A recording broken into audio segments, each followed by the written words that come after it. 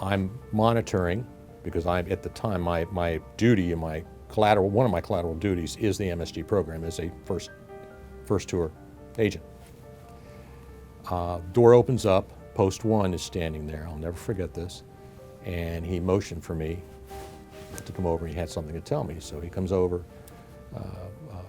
or I get up and I go over to see him, and he said, there's a woman on the phone, an embassy employee, who's terrified because there's somebody in her front yard. So, okay, I'm the duty agent. I've got to take care of this problem. It's certainly more important than just sort of monitoring training. So I went upstairs with the Marine, went to post one, got on the phone, spoke to her. She said there's somebody in her front yard who banged on the door, got her attention. She came to the door, she wouldn't let him in, that had a bag and a magazine saying he knows something. Something like that. I don't recall the exact conversation we had. And I said, okay, well, have you asked him to leave, obviously? She said, yes, I have, but at the time we didn't have guards at every house. Only certain residents had guards. They had their own people they could hire, but not somebody designed specifically for security. So I hung up. I told her we would take care of it. Got on the radio and called Bill. Bill and Art were down in the American Club, which is 100 yards away, meeting with somebody from the United Nations. And so I walked down and told them what had happened and said, I think this woman she's terrified, number one. Number two, we don't know who it is.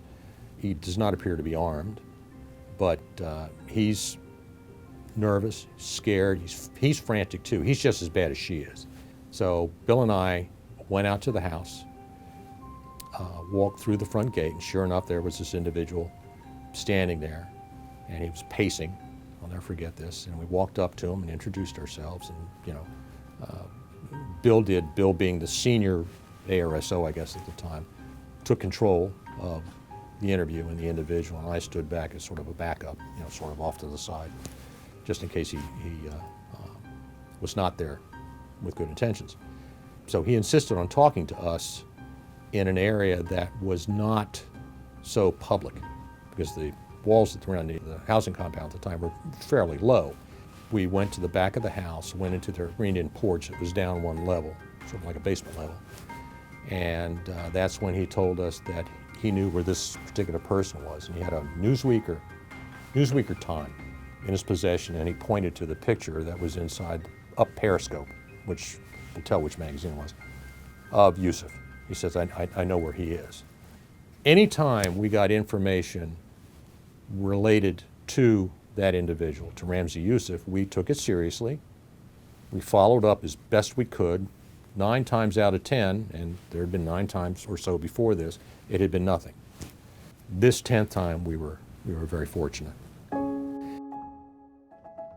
He admitted being involved in a future attack with Ramzi Yusuf, and I think he realized, and this is speculation on my part, he realized that talking about committing an act is one thing, but when you're actually confronted with carrying that act out, that you've chosen to do, you've trained for it, now you're actually going to do it, that's another thing.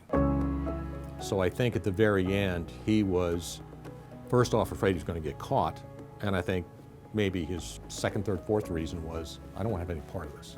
He was worried about his family, what was going to happen to his family. He wasn't supposed to necessarily die with this act of terrorism, but if he did, who's going to take care of his family? I think it probably came down to he wasn't comfortable or wasn't assured enough that somebody would take care of them after he's gone. And he decides, okay, I'm in this too deep. This is not something that I want. Allegedly, he sees information on the Rewards for Justice program, then decides to come to talk to somebody.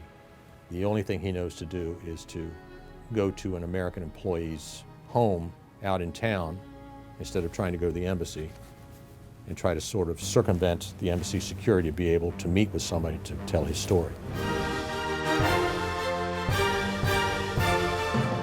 This has been a DSS Oral History with Jeff Reiner.